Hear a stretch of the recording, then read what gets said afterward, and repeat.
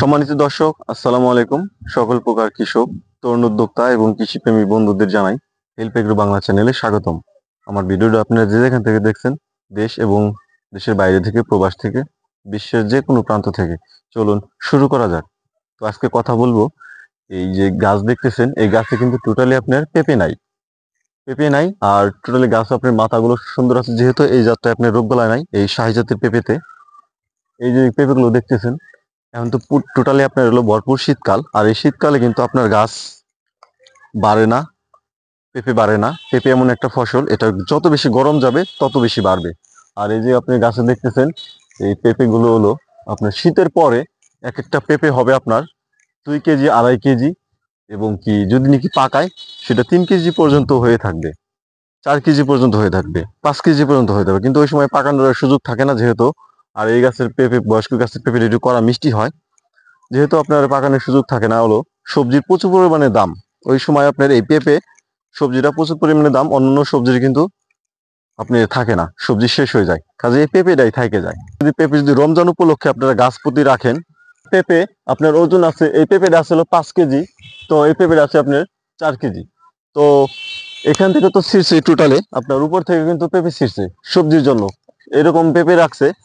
তো এরকম যদি গাছ প্রতি 2টা করে বা 4টা করে পেঁপে রাখা যায়, এক একটা পেঁপে যদি হয় আপনার 5 কেজি, 4 কেজি, এভারেজ আপনি 5 কেজি ধরেন, আমি হিসেব দিয়ে আপনি দেখে দিতাছি। এর সাথে বেশিও রাখতে পারেন, আপনি 6টা 7টাও রাখতে পারেন গাছ প্রতি, কোনো সমস্যা নাই, যেহেতু আপনি এই বাগানের প্রত্যেকটা গাছই ভালো। আপনি যদি এরকম পরিকল্পনা করে যদি করেন, এরকম যদি 4টে পেঁপেও রাখেন, একটা পেঁপের যদি 5 কেজি হয় এভারেজ গড় ওজন, তো মনে করেন যে আপনি 20 কেজি, 4টে পেঁপে 4 5 20 কেজি যদি রমজান উপলক্ষে এরকম রাখেন, এই পেঁপেটা কিন্তু রোজার মধ্যে টোটালি আপনার পাকবে। এবং এক একটা পেঁপে এরকম 4 কেজি, এই 20 কেজির দাম কত হয়, একটা যদি 5 কেজি করে হয়, 20 কেজির দাম হয় আপনার ওই সময় আপনার 100 টাকা, 80 টাকা নিচে কোনো পেঁপে নাই। এখন যে শীতকাল, তবুও কিন্তু পাকা পেঁপে আপনার বর্তমানে আছে 70 80 টাকা কেজি, নর্মাল একদম, যেহেতু এখন আপনার পেঁপে অতটা এভেলেবেল পাওয়া যায় না। তো রমজানের উপলক্ষে যদি করেন, তাহলে পেঁপের দাম আছে হলো 100 টাকা কেজি, তবু আপনি পাবেন না, যেহেতু এখন আপনার ওই রমজানের মধ্যে বাঙ্গি অন্যান্য ফল খুব একটা কম পাওয়া যায়, কারণ ঋতু চেঞ্জ হয়ে গেছে গা, রমজান আগে, রোজা আগায় আসছে। এই জন্য পেঁপেতে আপনি সর্বোচ্চ এক এক গাছ প্রতি আপনার বিক্রি করতে পারবেন 20 কেজি, যদি পেঁপে হয় 20 কেজি দাম আছে হলো 2,000 টাকা, একদম ছাক্কা হিসাব।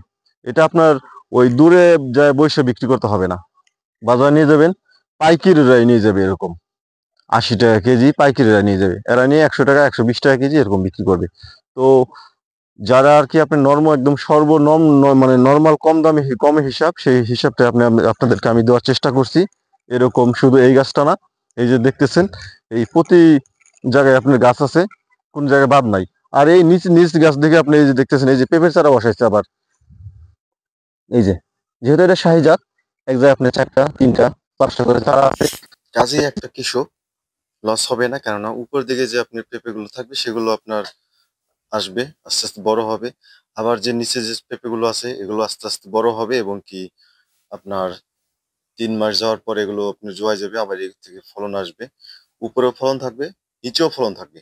কাজেই একটা কৃষকের ক্ষতিগ্রস্ত হওয়ার কোনো সুযোগ থাকে না। আর যে গাছগুলো দেখছেন, এক একটা গাছ মোটা মোটা, এবং কি অনায়াসে আপনার 2 বছর পর্যন্ত সর্বোচ্চ ফলন দিবে। কারণ কি পুরান গাছ আপনার ওষুধ লাগে না, পুরান গাছ যেহেতু আপনার রোদটা বেশি পাবে উপরে, আলো বাতাসটা বেশি পাবে, কাজেই রোগবালাই থাকবে না, স্প্রে দিতে হবে না। কাজেই আপনার উপরে ওই গাছে স্প্রে দেওয়া সম্ভব হয় না, মই দিয়ে কি স্প্রে দেওয়া সম্ভব? সম্ভব না। এই গাছে দিতে হবে সর্বোচ্চ আপনার ইউরিয়া সার, পুরান গাছে ইউরিয়া সার খাটাইতে হয়। এই 1 বছরের মধ্যে এই পেঁপে গাছে কখনোই আপনার সাদা সার দিতে হয় না। সাদা সারটা, এই ইউরিয়া সারটা শুধু এই বয়স্ক গাছে দিলে পারে উপর থেকে সুন্দর ফলন আসবে একদম। আর দেখেন, একটা গাছে কোনো রোগ বালাই নাই, মাথা কুকড়ানোর ভয় নাই। আর মাথা কুকড়ানোর জাত আমরা কখনোই কোনো কৃষককে দেই না, আমরা নিজেরাও চাষ করি না, কেননা ওটা দিলে একটা কৃষক সর্বশান্ত হবে, আর আমরা ওইসব জাত নিয়ে আমরা কাজ করি না। এই শাহী জাত একটাই, এটা 2 রকমের জাত হইতে পারে, একটা হচ্ছে লম্বা, একটা হচ্ছে গোল। আবার কিছু কিছু শাহী আছে মানে মানে আপনার টোটাল একবারে গোল, তো এত গোল আপনি ভালো না, মিডিয়াম গোল, এবং কি লম্বাটা সবচেয়ে বেশি ভালো। লম্বাটার ফ্লেশটা মোটা থাকে, এবং কি বাজারের চাহিদা বেশি।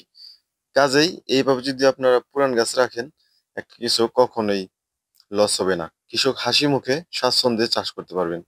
কোনো না কোনো আশায় এই গাছগুলো রাখা, আর প্রত্যেক গাছ কিন্তু সচল, সুস্থ, সর্বোচ্চ। এটা কিন্তু এমনি এমনি হয়ে থাকে না। আরো কিন্তু অনেক মানুষের বাগান আছে, তাদের বাগান কিন্তু এত সুন্দর নাই। এজন্যই নাই, তারা কিন্তু মানে অত বেশি যত্ন দেয় না। আর দেখেন এই বাগানটা, নিজ দিয়ে আপনার মিষ্টি কুমড়া দিছে, নিজ দিয়ে আবার পেঁপে দিছে। এই জমিতে আবার মনে করেন যে আপনার এই ফুলকপি চাষ হয়েছিল। কিন্তু সেটা কিন্তু আপনার দাম ভালো না পাওয়ায় কৃষক একটা লস হয়েছে।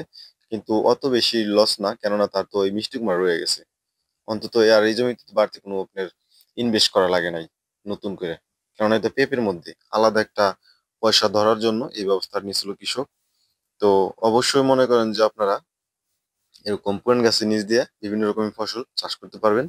সে পর্যন্তই, নতুন নতুন ভিডিও নিয়ে আপনাদের সঙ্গে হাজির হবো। সে পর্যন্ত হেল্প এগ্রো বাংলার সঙ্গেই থাকুন।